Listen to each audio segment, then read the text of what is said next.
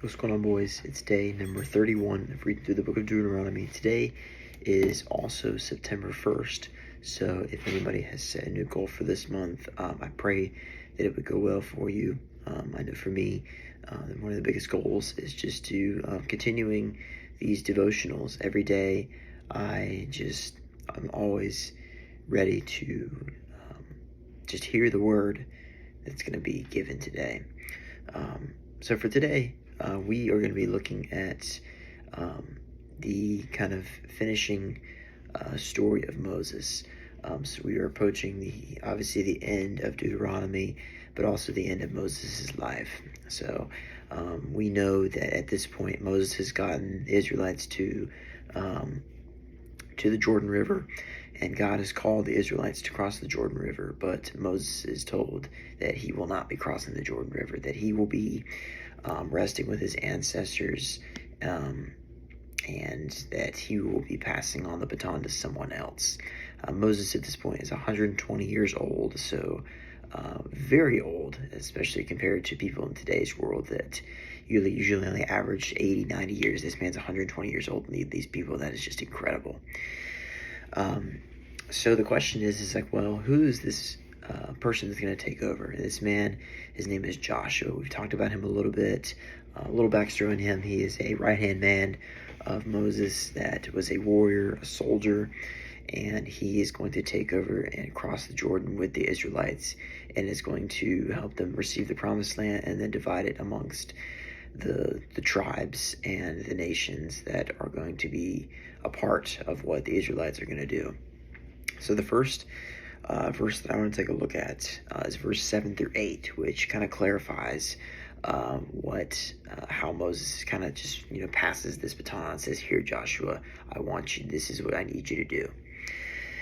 It says, "Then Moses summoned Joshua and said to him in the presence of all Israel, 'Be strong and courageous, for you must go with this people into the land the Lord swore to their ancestors and give them, and you must divide it among them as their inheritance.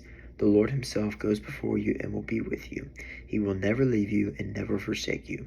Do not be afraid and do not be discouraged.'" So some basic kind of instructions that Moses gives to Joshua, but you can just imagine that this man has been following Moses around for 40 years, and now Moses is saying, "All right," he said, "my time's up. Now it's your turn." And I can just imagine that Joshua is very ecstatic to take on this role. Moses' journey is ending, but he is encouraging Joshua. He's saying, "Look, Joshua, this is your time. Like, you have to do this from here on out. I've gotten y'all this far. Now it's your turn. Now you have to lead the rest of the way."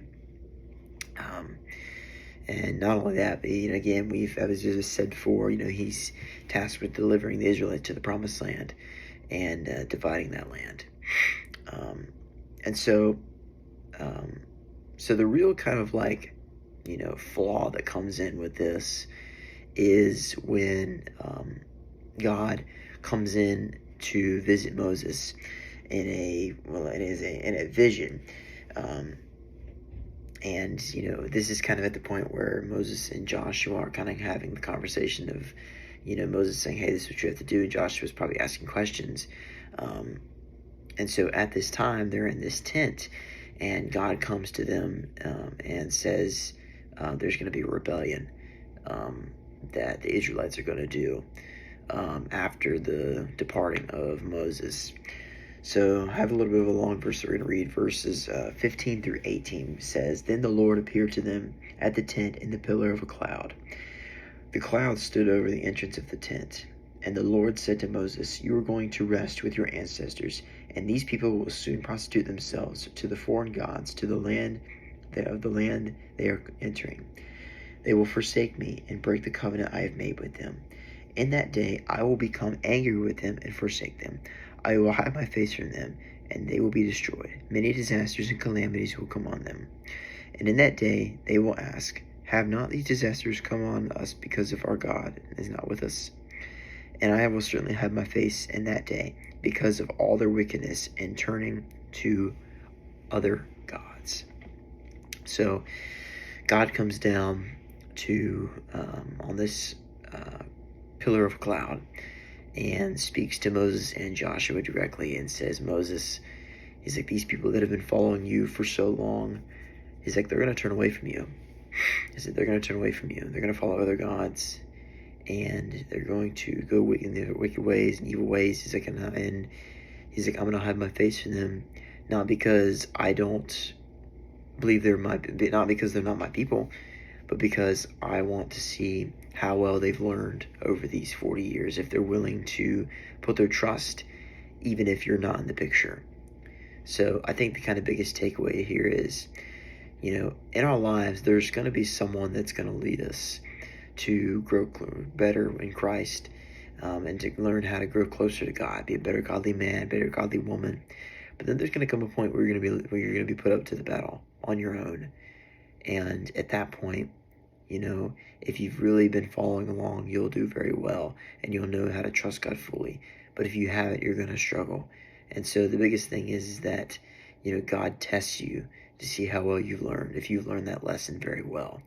God tests us to see how much we need to learn, how much we have learned, and what's the next step. And so this passage actually ends off as I won't say a cliffhanger, but it ends off in a way that kind of makes you think, man, like I kind of want to keep reading through the next chapter. And so God says, okay, he's like, here, I want you to speak this song to them for them to remember me and to remember how to focus on me fully. And it's this song, it's called the Song of Moses. That's actually what the title of the chapter is for tomorrow that we're going to look at. It's that song. And so the last thing that I want to take a look at is this kind of finisher that closes out this whole series. And it says, it's verse 27 through 29. And it says, for I know how rebellious and stiff-necked you are. If you have been rebellious against the Lord your God while I am still alive and with you, how much more will you rebel after I die? Assemble before me all the elders of your tribes and all the officials, so that I can speak these words in their hearing, and then call the heavens of the earth to testify against them. For I know that after my death you will sure become utterly corrupt, and turn away. I have commanded you. In the days to come, disaster will fall on you, because you will do evil in the sight of the Lord, and arouse his anger by what your hands have made. So again, there's going to come a time for all of us, if it hasn't come already, where you've been led by this individual that may have been someone very close to you. And either that person, moves on or says, okay, it's like, well, I want to see how much you know. The whole point of why God tests us isn't because he likes to say, I like to see my children fail. No, he says, I want to see how much they know. I want to see what they know. It's almost like a survey. You take a survey on a certain topic that you don't know much about, and then a survey will tell you, okay, you're 25% in this, or you're 40% in this. That's what it's like with God. God is constantly, placing these things in your life, and we have the ability to accept it or reject it. But then when God tests us, that sees how well, if we've taken it or not. And when we reject it and we fail, that's when a lot of people start to curse God and say, well, God, why would you do this to me? Like, you say this all-loving God, but yet I still sin, I still struggle with these things. But in reality, you have to understand that it's not that God, wants us to sin. It's not that, he just, is okay with us sinning. No, he wants us to be righteous. He wants us to be, his full children. He wants us to be like Christ. And the only way we can do that is to listen to whatever he tells us and expect the unexpected, because you don't know when God's going to test you. You don't know what kind of people you're going to run into. You don't know what kind of situations you're going to have to handle. But I think it's a great part about it in life is that you don't know. You don't know what's going to happen tomorrow. You may think you might know. You may have a schedule that tells you you're going to do this. You have to work here. You have to go this place. You have to pick this person up. That's not guaranteed. It's not guaranteed. It's just sitting there. Now, it still could happen. But that's the great part about life, is that life is unpredictable. You don't know what's going to happen. So, and then disasters, again, these things, the bad things that happen, that people claim, it's God's fault. No, disasters happen because of our evilness and wickedness in this world. That's where all the bad things come from. And so this leads me to the end of today's chapter. We are on a new month, as we said from before, September. So that we are actually on a new portion of our 365 Power Christian Men. Today is September 1st. Today's title is called Day by Day. We are in the book of 2 Corinthians chapter 4, verse 16, which says, "We do not lose heart, though outwardly we are wasting away, yet inwardly we are being renewed day by day. God, as my life moves forward, a couple things are consistent: change and my growing proximity to death. These are sobering to me, and I pray that you would help me not to lose heart.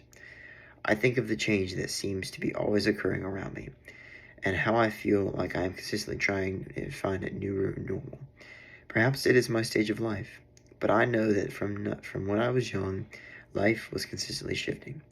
I need you, God. I ask that you would give me an inner strength to be ready for the day of your return or the death of this body."